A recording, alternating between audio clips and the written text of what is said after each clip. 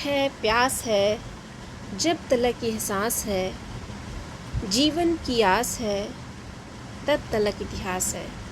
नमस्कार, प्रस्तुत है हमारी आज की क्लास। आज हम हिंदी साहित्य से संबंधित अन्य प्रश्नों को देखेंगे और ये हमारी क्लास 2 है। इसके पहले हमारी क्लास 1 हो चुकी है, क्लास 2 है। तो आज की क्लास का पहला प्रश्न है, हिंदी साहित्य के इतिहास ग्रंथ हिंदी साहित्य विमर्श के लेखक हैं। हिंदी साहित्य के इतिहास ग्रंथ हिंदी साहित्य विमर्श के लेखक हैं। तो इसका सही जवाब है पद्मलाल पुन्नालाल बख्शी। हिंदी साहित्य विमर्श के लेखक पद्मलाल पुन्नालाल बख्शी हैं। अगला प्रश्न है, हिंदी नवरत्न के लेखक हैं। तो हिंदी नवरत्न के लेखक कौन है? मिश्रबंधु। मिश्रबंधु हिंदी नवरत्न के लेखक हैं। मिश्रबंधुओं में कौन कौन आता है? तो मिश्रबंधुओं में गणेश बिहारी,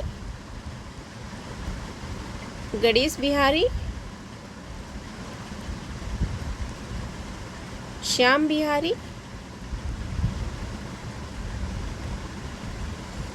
बिहारी और सुखदेव बिहारी आते हैं।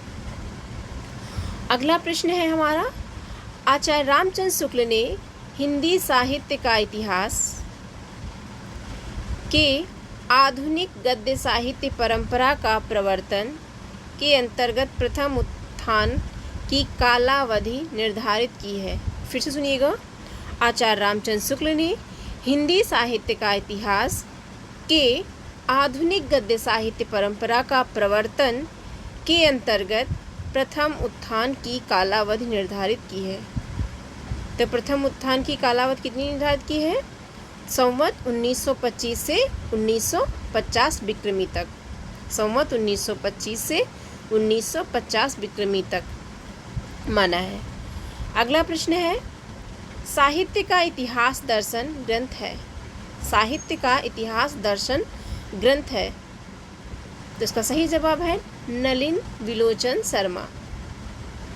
यहाँ पे एक ट्रिक के माध्यम से आप इसे याद भी कर सकते हैं। जैसे यहाँ पे नलिन विलोचन लिखा है तो लोचन मतलब नेत्र, और नेत्रों से किसी चीज़ का दर्शन किया जाता है। तो हिंदी साहित्य का इतिहास दर्शन यानी दर्शन का संबंध लोचन से है। तो हिंदी साहित्य का इतिहास दर्शन के लेखक कौन है? नलिन विलोचन शर्मा। ऐसे आप याद कर सकते हैं इसे। अगला प्रश्न है, रीतिकाल का समय था। रीतिकाल का समय था। तो रीतिकाल का समय संवत 1700 से 1900 विक्रम तक माना है। किसने माना है? आचार्य रामचंद्र शुक्ल ने माना है। अगला प्रश्न है, हिंदी के प्रारंभिक काल को वीर गाथा काल नाम दिया। हिंदी के प्रारंभिक काल को वीर गाथा काल का नाम दिया। तो किसने दिया वीर गाथा काल नाम? आचार्य रामचंद्र शुक्ल ने। आचार्य रामचंद्र शुक्ल ने हिंदी साहित्य के प्रारंभिक काल मतलब आदिकाल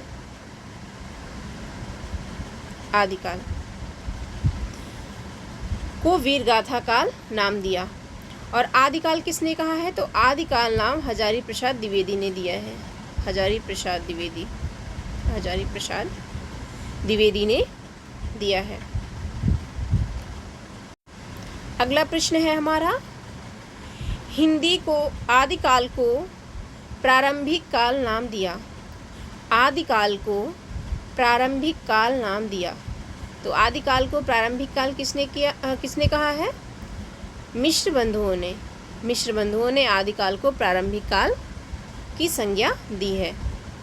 हमारा अगला प्रश्न है, आदिकाल को बीजवपन काल नाम दिया है। आदिकाल को बीजवपन काल नाम दिया है। तो इसका सही जवाब है आचार्य महावीर प्रसाद द्विवेदी। आचार्य महावीर प्रसाद द्विवेदी ने आदिकाल को बीजवपन काल नाम दिया है। हमारा अगला प्रश्न है, हिंदी में हिंदी साहित्य का इतिहास सबसे पहले लिखा है। हिंदी में हिंदी साहित्य का इतिहास सबसे पहले लिखा है? तो इसका सही जवाब है शिव सिंह सेंगर। हमारा अगला प्रश्न है, हिंदी के प्रारंभिक काल को आदिकाल नाम देने वाले हैं? तो इसके पहले भी हमने बताया कि आदिकाल नाम किसने दिया? हजारी प्रसाद द्विवेदी ने दिया। हिंदी के प्रारंभिक काल को आदिकाल नाम हजारी प्रसाद द्विवेदी ने दिया। अगला हमारा प्रश्न है, ज्ञान राशि के संचित कोश का नाम साहित्य है? ज्ञान राशि के संचित कोश का नाम साहित्य है। साहित्य के संदर्भ में ये कथन है, तो ये कथन किसका है? महावीर प्रसाद द्विवेदी का। महावीर प्रसाद द्विवेदी का ये कथन है कि ज्ञान राशि के संचित कोश का नाम साहित्य है। अगला प्रश्न है, हिंदी साहित्य के इतिहास का काल विभाजन करने वाले प्रथम इतिहासकार हैं? हिंदी साहित्य के इतिहास का काल विभाजन करने वाले प्रथम इतिहासकार हैं? तो इसका सही जवाब है जॉर्ज ग्रियर्सन। अगला प्रश्न है, रामचंद्र शुक्ल के वीर गाथा काल को आदिकाल कहा है? यानी यही प्रश्न है कि वीर गाथा काल को आदिकाल किसने कहा या प्रारंभिक काल को आदिकाल किसने कहा? तो इसका सही जवाब है हजारी प्रसाद द्विवेदी। अगला प्रश्न है हमारा, पंडित विश्वनाथ प्रसाद मिश्र के मत से रीतिकाल का नाम श्रृंगार काल होना चाहिए, क्यों होना चाहिए? विश्वनाथ प्रसाद मिश्र के अनुसार रीतिकाल का नाम श्रृंगार काल। तो रीतिकाल नाम रखने से उसके विभाजन का मार्ग बंद हो जाता है। रीतिकाल नाम रखने से उसके विभाजन का मार्ग बंद हो जाता है, इसलिए विश्वनाथ प्रसाद मिश्र के मत से रीतिकाल का नाम श्रृंगार काल होना चाहिए। अगला प्रश्न है, हिंदी साहित्य 20वीं शताब्दी के रचयिता हैं? हिंदी साहित्य 20वीं शताब्दी के रचयिता हैं। तो इसका सही जवाब है नंदुलारे वाजपेयी। हिंदी साहित्य 20वीं शताब्दी के रचयिता हैं नंदुलारे वाजपेयी। हमारा अगला प्रश्न है, कविता कौमुदी के संग्रहकर्ता हैं? कविता कौमुदी के संग्रहकर्ता हैं? तो इसका सही जवाब है राम नरेश त्रिपाठी। राम नरेश त्रिपाठी कविता कौमुदी के संग्रहकर्ता हैं। अगला प्रश्न है, मिश्र बंधुओं में शामिल नहीं है? तो अभी मैंने पहले बताया आपको कि मिश्र बंधुओं में कौन कौन शामिल है। तो मिश्र बंधुओं में शामिल हैं श्याम बिहारी, गणेश बिहारी और सुखदेव बिहारी, जबकि केशव बिहारी ये मिश्र बंधुओं में सम्मिलित नहीं है। हमारा अगला प्रश्न है, मिश्र बंधुओं के अनुसार हिंदी का प्रथम गद्य लेखक है? मिश्र बंधुओं के अनुसार हिंदी का प्रथम गद्य लेखक है? तो मिश्र बंधुओं के अनुसार हिंदी का प्रथम गद्य लेखक कौन है? का सही जवाब है गोरखनाथ। गोरखनाथ हिंदी के प्रथम गद्य लेखक हैं। किसके अनुसार? मिश्र बंधुओं के अनुसार। अगला प्रश्न है, हिंदी साहित्य के इतिहास ग्रंथ की रचना सबसे पहले की है? तो इसके पहले भी हमने पढ़ा, वही प्रश्न है। इसका सही जवाब है शिव सिंह सेंगर। हमारा अगला प्रश्न है, शिव सिंह सरोज का रचना काल है? शिव सिंह सरोज का रचना काल है, तो इसका रचना काल क्या है? 1883 ईस्वी। 1883 ईस्वी शिव सिंह सरोज का रचना काल है। और इसके राइटर कौन है? तो इसके राइटर हैं शिव सिंह सेंगर।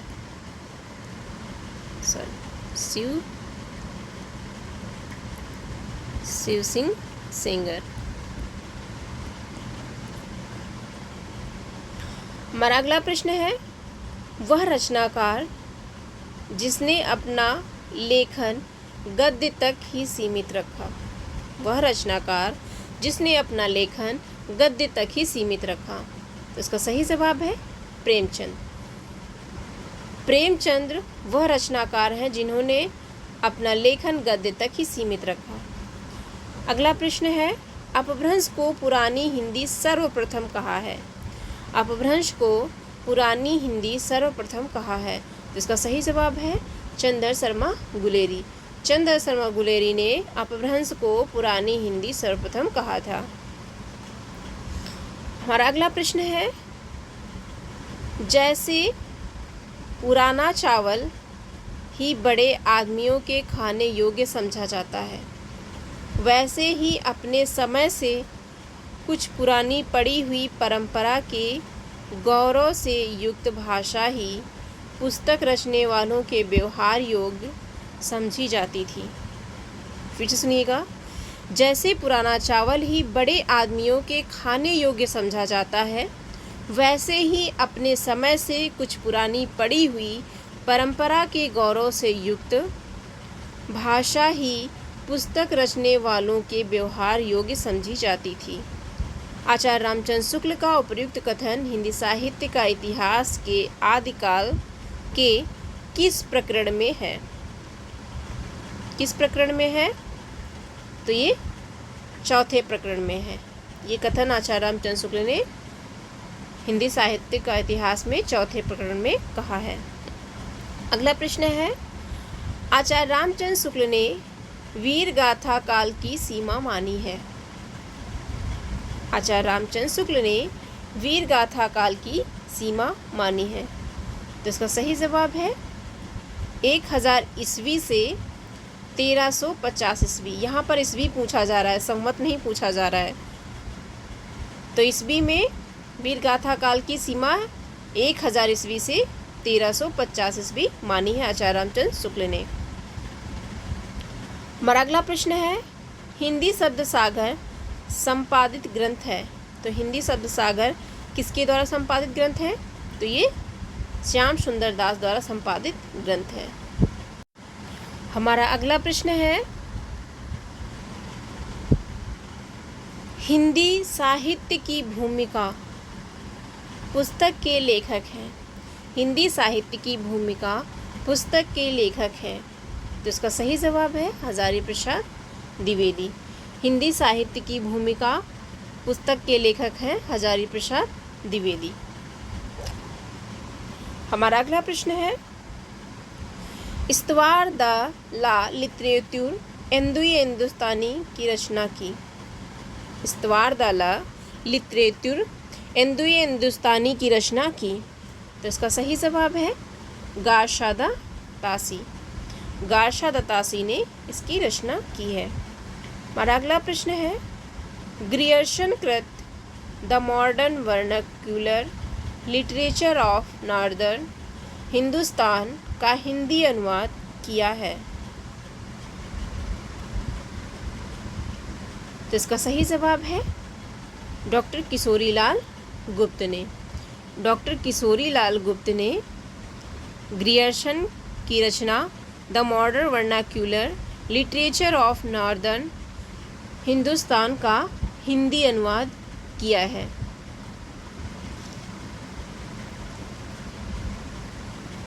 और कब किया है?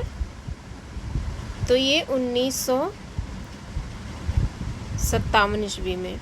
1957 ईस्वी में किशोरीलाल गुप्त ने इसका हिंदी अनुवाद किया है। हमारा अगला प्रश्न है, आंग्ल भाषा में लिखा गया हिंदी साहित्य का इतिहास स्केच ऑफ हिंदी लिटरेचर के लेखक हैं।